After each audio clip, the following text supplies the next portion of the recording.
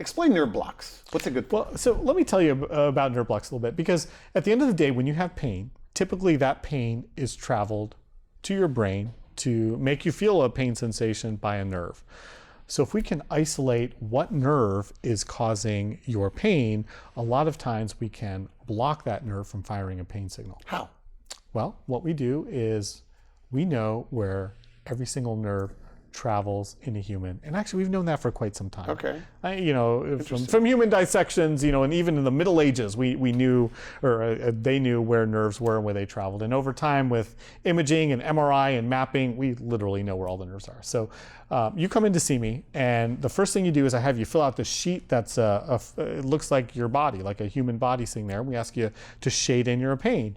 And I use that so I know where your pain is, and then I know from our mapping of a human what nerve is causing those pains.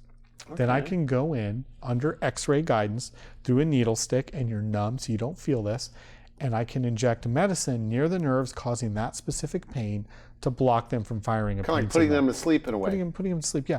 And it is a really simple technique. It literally only takes a couple of minutes. And the needles we use are small and you're numb so you don't feel it, but it'll do us a lot of good.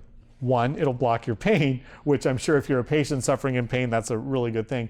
Two, it confirms to me as a doctor and to all the doctors around you that this is nerve pain, right? Because there's a lot of different causes of pain. And to some extent, when some people have nerve pain, it's a funny thing. One of my aunts had a pinched nerve from some dental work, had this chronic facial pain. Everyone thought she was crazy. Truly. Okay. They truly thought this lady had lost her mind, because she had MRI, she had CAT scans, doctor to doctor, neurologist, nothing helped.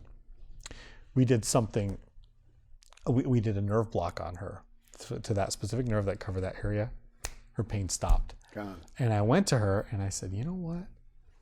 This is nerve pain, and I can prove that you have pain because we turned off that nerve and your pain went away. Yeah. Yeah, and we did an ablation on her, and now she's doing great. And these can last 6 months, a year?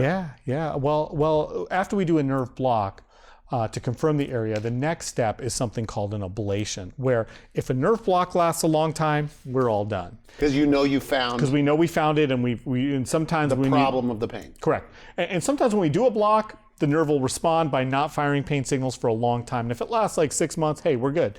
But a lot of times we'll do a nerve block and then it'll wear off after a couple of weeks, in which case we do a follow-up procedure called a nerve ablation. And that's where we go in and cauterize or burn that nerve ending so that it'll stop firing pain signals. That's a lot longer lasting. That can last like a year or two. Yeah.